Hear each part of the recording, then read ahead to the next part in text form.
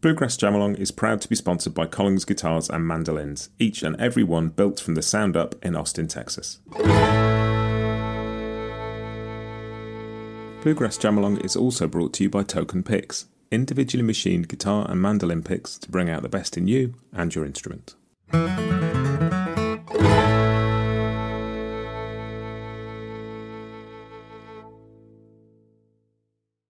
Music comes from the heart, and what we put in our heart will eventually come out, whether it be music or artistry, or carpentry, or whatever your job may be. When you devote your life to it, it's gonna produce what you put in it. Hi, this is Matt, and you're listening to Bluegrass Jam Along, the podcast for anyone and everyone who loves bluegrass.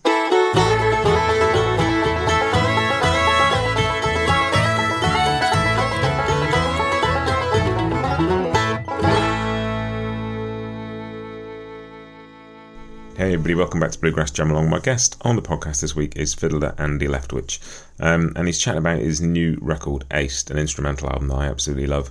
We also talk about American Fiddler, the record before it, which has a really kind of interesting timeline and genesis behind it.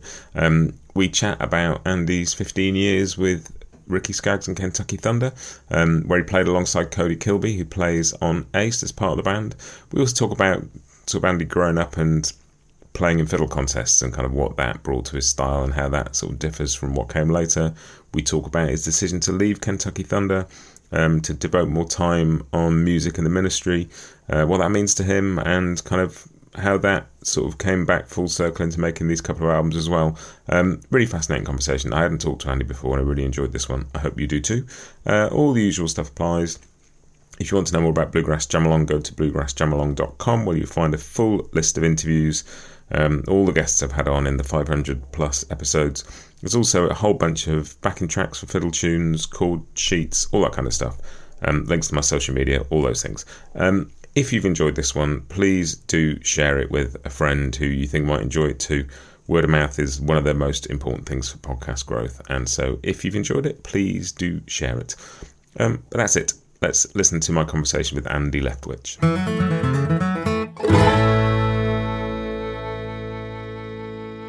Andy, welcome to Bluegrass Jam Along. It's great to have you here. Well, Matt, thank you so much for having me. I've been really enjoying the record, and I was really pleased to get this through because when first time I went to IBMA, I picked up a copy of the American Fiddler and just fell in love with it. And so I was delighted to hear there was another album of instrumental stuff on the way.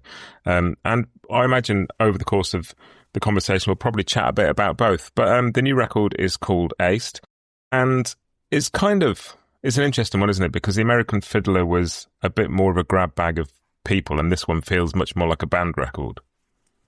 Yes, that's correct. Yeah, American Fiddler was a collection of songs that I had sort of in the back pocket for, maybe 15 years, the last 15 years, and just, had some really incredible musicians planned for that project. Basically, each song had somebody different on it, and I had people in mind for certain things. But the way Aced came about was just, having sort of a collection of songs that had been written recently that my friend Cody Kilby and Matt Menifee and Byron House, we've been playing music a lot, and just showed it to them, and they all took to it, and so we had about a period of 3 or 4 days that we were in the studio together.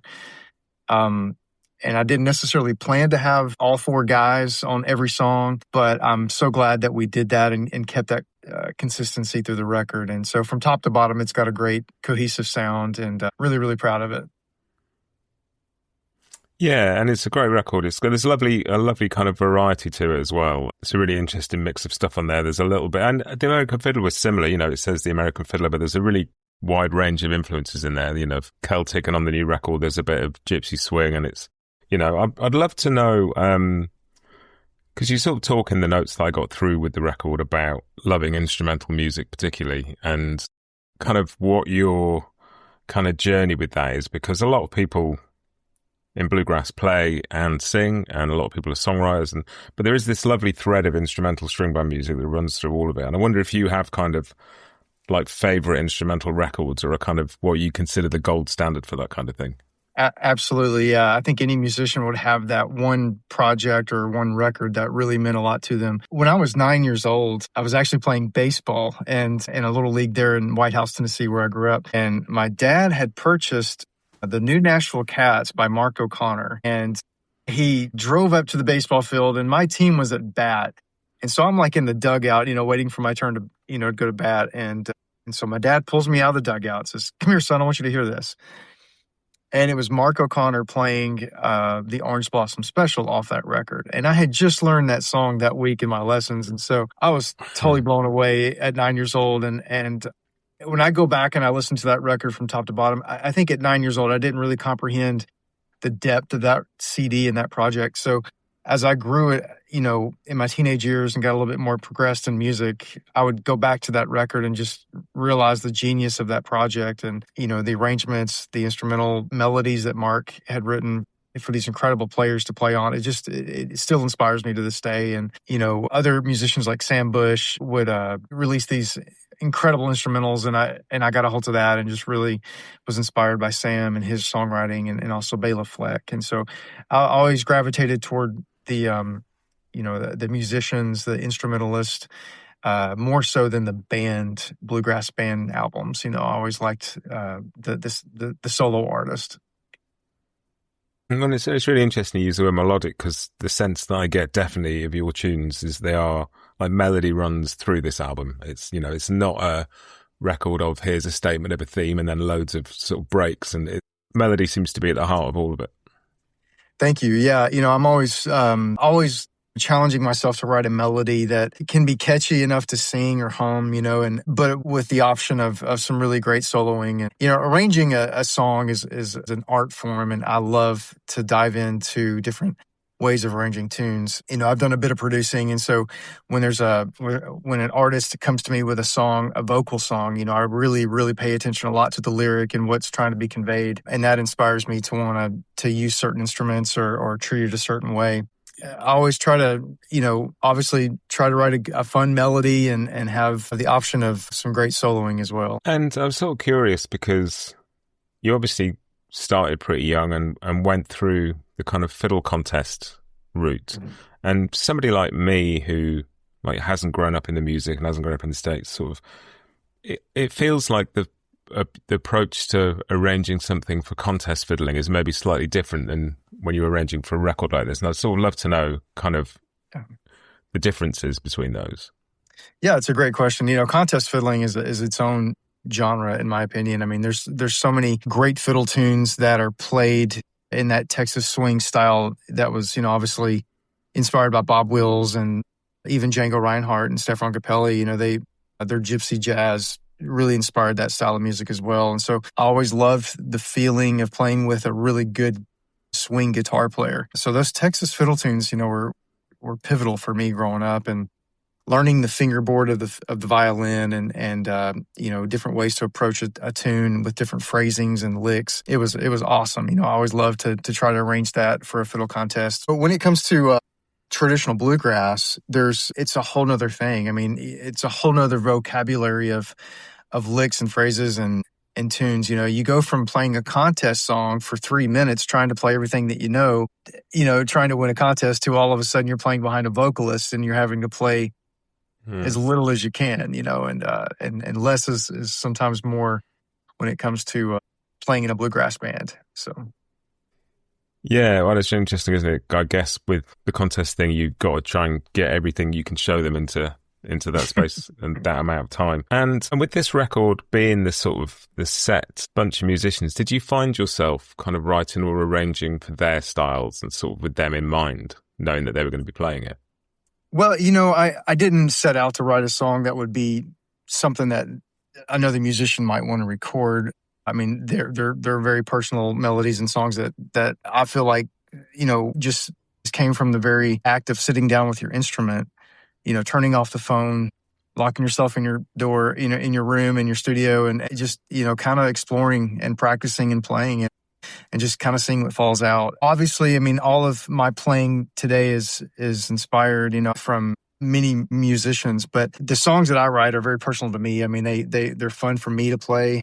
I wouldn't necessarily write it thinking of, somebody else to play them. So I really try my best to keep my phone close, so if you have a good thought or a good idea, but you may not have the time to sit and really develop it, then, my voice memos on my cell phone is full of ideas and different phrases and things that could potentially be developed into a song later on. And so that's kind of how the songs on Aced were born, was just sitting down with your instrument, practicing and working on your craft and just seeing what comes out. And the more you put into your heart with music, the more things are going to come out. So I'd encourage anybody to, continue to listen to all different players and all different projects, and you never know what's going to flow out of your playing by doing that.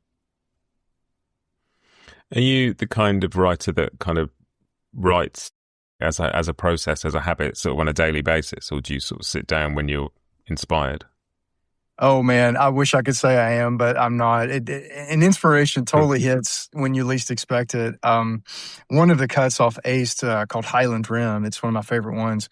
I wrote in less than 5 minutes right before I took the stage at a church I was playing at in Texas, back last year. And so it was just one of those moments where it's like, man, that's kind of, that could sort of be a tune, that. And so I quickly recorded my idea, and then later that evening when I was in my hotel room, I developed the rest of the song. And so you just never know. You have to be ready. And there are some mornings that I sit down and I try to come up with something, and it's just not there. It's just, you don't want to force anything, and so I'll just move on. I don't want to try to force something, but you definitely have to be ready for any kind of inspiration when it hits. We'll be right back with you just after this. The long-awaited Hill Country series from Collins Guitars represents a new voice in their acoustic lineup. Rooted deep in the bluegrass world, these new Dreadnought and OM models feature a strong fundamental tone with a dry, warm and woody character that's sure to catch the attention of players who hold the vintage instruments of the 30s in their highest regard. Watch world-class pickers Jake Workman, Kenny Smith and Bob Minner perform with new Hill Country instruments on the Collins Guitars YouTube channel, and learn more at collinsguitars.com.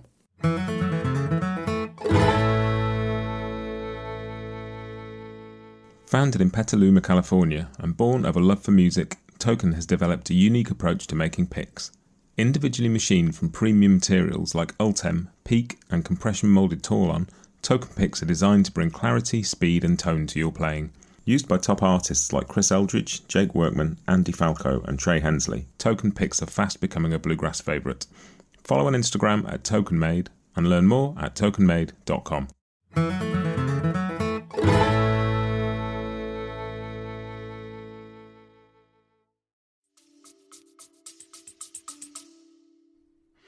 Well, and you mentioned going on stage at church. Music, kind of in the ministry, is a big part of your career, isn't it? And you talk about, writing music and playing music that means something and speaks to your heart. And I guess that's, very much the case with that. It's something that is a huge part of who you are. And so playing it in a meaningful way is the only way you can do it.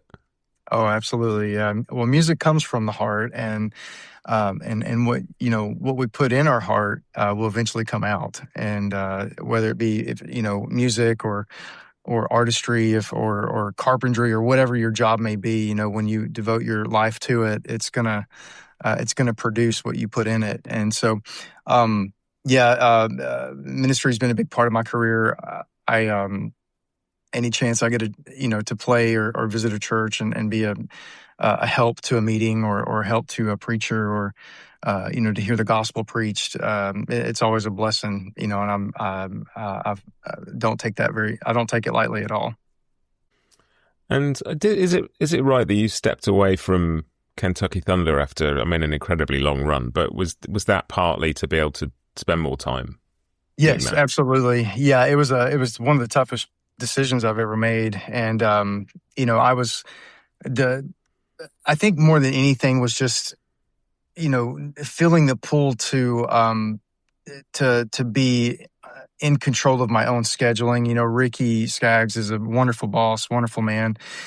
Can't say enough great things about him and my stint there with Kentucky Thunder. But it just got to the point where, I found myself, feeling the pull to want to go do some other things in the ministry, but I could not commit to them because when Ricky got a date, and sometimes that could be a last minute thing, we would have to divert to his scheduling. And so it just was really more of a pull to be on your own and to be in control of your own schedule. And if I had my way, I would cherry pick my dates with Ricky and be able to still play with him, because I love playing music with Ricky. He's one of the best in the world. But he has a demanding schedule and needs somebody that can commit full time to his schedule. But I will say that he was my biggest supporter, and I really, he told me, he said, I'm behind you 110%. He said, I want you to do what the Lord tells you to do. And so I really appreciate Ricky being so supportive in that decision. And you were in that band for, I guess, like 15 years, and pretty much the entire time, as I understand it, Cody Kilby was there with you as well, who is obviously the guitar player on this record. Yes. Yeah. Cody, I got the best seat in the house for 15 years watching Cody play and Ricky play. And it just, I don't consider myself a guitar player. There's so many great players out there, but everything that I play on guitar has just been simply watching Cody for 15 years. And he's an amazing talent, has an amazing ability. And so I was really grateful for Cody to be up for playing on this record. And his soloing, the ideas that he plays with, there's nobody on the planet like him. And he's definitely one of a kind. And I guess after playing together that long, you must have a chemistry and an understanding and an ability to communicate without really needing to speak to each other. That's exactly right. And that goes with anybody that you're familiar with. They're familiar with your playing, you're familiar with their playing, and it just builds your confidence. And Cody is that kind of player for me, it just builds my confidence when I'm playing with him. And, well, I guess it's a good time then to talk about who else you've got on the record, sort of chat a little bit about the personnel, because it's a great band. Yeah, thank you. So Cody and I had been playing music we actually grew up together in that contest scene, and we would compete together. And then when we joined Ricky's band, shortly after joining Ricky's band, I met Byron House, who was playing bass with Sam Bush at the time. And earlier, I think the summer before I met Byron, he was with Nickel Creek, and I was at the Ryman Auditorium, and I went to go see them play, and I vividly remember hearing Byron take a solo on the bass. And I just was like, man, I've never heard an upright bass sound that beautiful before. And you could totally hear the heart in which he played with. And so I think, a year later, I get to meet him, and we just hit it off. He's been a great friend ever since, very, very friendly. And he was kind enough to play on a couple of shows that I had around that time. And just have always loved Byron. He's got such a pure heart for music, and he's not just a great bass player, he's a great musician. And a lot of people don't know this about Byron, but he plays banjo and guitar and, writes songs. He's just an amazing, amazing musician. And so I'm honored that he's on this record. And then Matt Menifee, the banjo player on Aced, he is an absolute ace. And I love Matt. I think when it comes to the art of improvisation, I don't know that I've ever played with anybody that's that good. The ideas that he comes up with is just, it blows me away. And sometimes I think, man, I wonder what he would be like if he was a fiddle player, like what kind of ideas would he give me on fiddle? But his banjo playing, obviously, Bela was a huge influence on him, but his melodic style of playing and the improvisational skills that he has is second to none. He's just an absolutely phenomenal player, and it was a joy to hear him solo on this record. And you're talking about sort of Mark O'Connor and talking about the contest scene, and Tom and Jerry is on this record, a wonderful version of Tom, which, that reminds me of Mark O'Connor, that tune, and I presume that was something that you played as a kid in the contests. Yes, absolutely. Yeah, I wanted to sort of pay homage to my upbringing, and so I wanted to record that. I'd always had it in my back pocket to record. It almost made the project American Fiddler, but I decided to wait on it.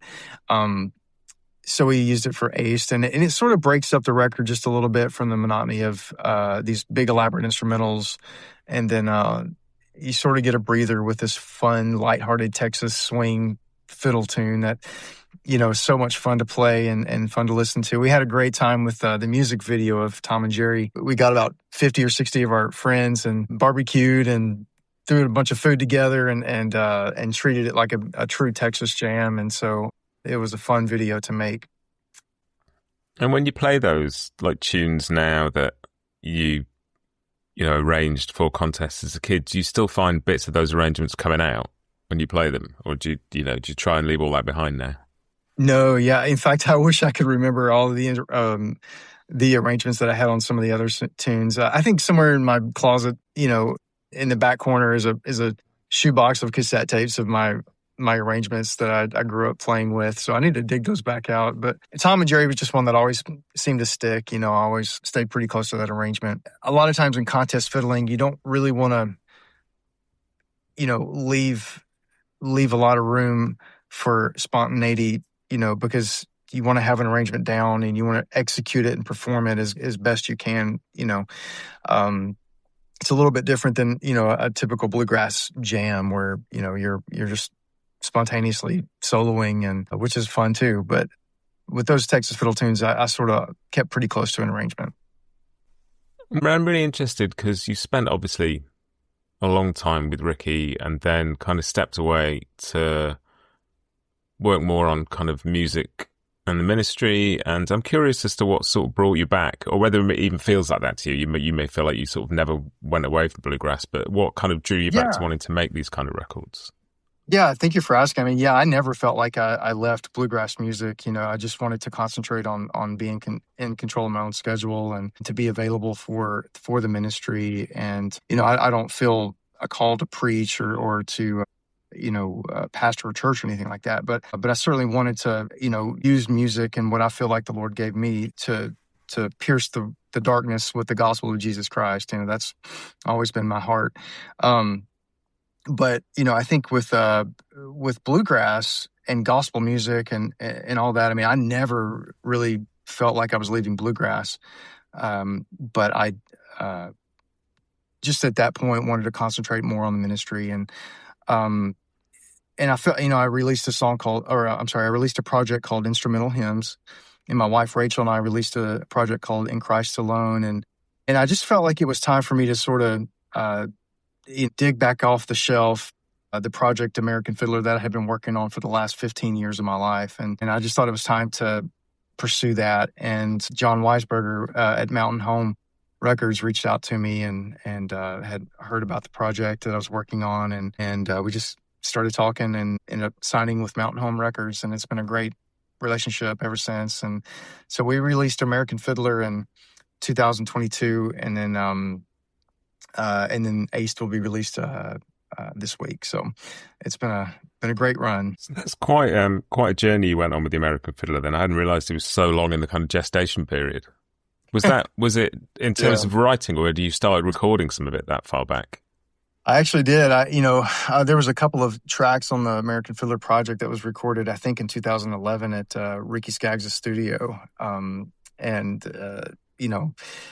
remember Jerry Douglas told me one time my first project had released on Skaggs Family Records in 2003, and Jerry had told me, he said, the hardest record you'll ever make is your second record. And he was correct, because you have your whole life to make your first project, and then only a short window of time before you need to make another project. And I started getting busy doing sessions and playing on other records, and I really enjoyed that. And it just sort of got put on the shelf. And so I felt like after my wife and I had released our gospel project in Christ Alone, I just felt it was time to reach back on the shelf and grab it and pursue that. And it's been a great run. And it's a great record. I really love it. And there's a real mix of stuff on there, and you're playing a bit of mandolin on there as well as fiddle, and a lovely kind of mix of people on there as well. There's a few I guess they're all guest appearances in a way, because there's no band. Yeah. I think, Cody Kilby and Byron House are probably the most consistent musicians on that project. But yeah, we had Ricky Skaggs, Sierra Hull. My friend who plays guitar in Keith and Kristen Getty's band, his name is Fernand Barra. He's from Philadelphia. He's actually from Northern Ireland, but he lives in Philadelphia, and he's an Irish guitarist and a very percussive player, an amazing player. So he guest appeared on a few songs. And so I mean, there was several different other players. Mark Schatz, the legendary bassist Mark Schatz, was on a few on that project, and Scott Vestal on banjo, and also Matt Menefee played some banjo on that project as well. So a collaboration of some great pickers that some of my favorite musicians on the planet, and so I was thankful to have them. Well, and it's really cool hearing some accordion on there as well. I love an accordion, and it's you don't always get it with a string band. Yeah. Jeff Taylor is hands down one of the most incredible musicians I've ever met. He's just an amazing man. He's actually on Aced as well, and I kind of made a vow to myself that I'll never make a project without utilizing Jeff Taylor in some way. He's such a musical person, and sure love him and his heart. His playing is just amazing. He's a great piano player, accordion, penny whistle, just an incredible musician. And you got to work with Bill Vaughan-Dick on that record, and he's sort of there in the credits. You thank him for that. And he's a person whose history runs rich through instrumental string band music. Oh yes, yeah. He's recorded all of my favorite players: Stuart Duncan, Mark O'Connor, Sam Bush, Bela Fleck, Jerry Douglas. Just a legend in our music, and I was honored to get to work with him periodically through my career. And it was sad to see him go a few years ago, but he had definitely left a great mark on our music for sure. Yeah, when you think of kind of instrumental string band music, the names that come up really are Bill Wolfe, Bob Shoemaker, Bill Vaughan-Dick, and Gary Paxosa, and their names just crop up on everything, don't they? Absolutely, and in my opinion, they are a musician and a picker, and they may not be playing in the band, but I mean, what they apply to the music is just as important as anything. And with this record, obviously being much more band focused, will you get the opportunity to take it out on the road? Well, I have actually done a few shows, and it's been awesome. We've had a great time. It's not an easy thing to do an hour and a half long show with nothing but instrumental music, but with these players and the certain arrangements that we have, it's been a lot of fun to meet that challenge. And we've had some really incredible shows, and it's a lot of fun. The biggest challenge, obviously, is just everybody's scheduling.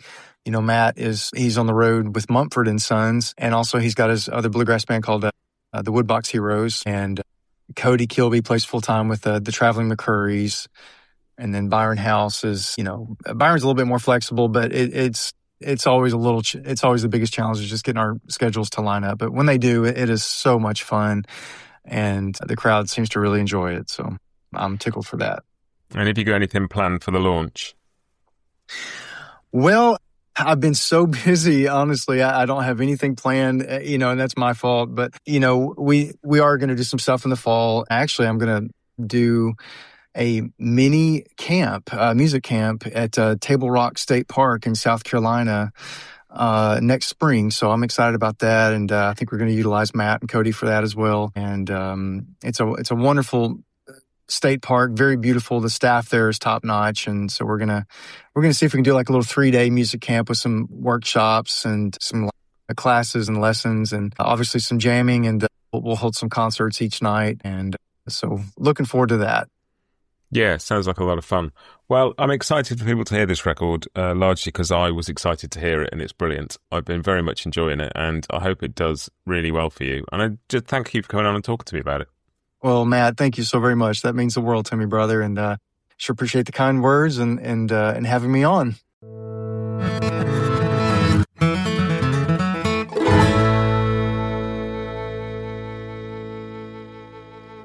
Bluegrass Jam Along is proud to be sponsored by Collins Guitars and Mandolins, each and every one built from the sound up in Austin, Texas.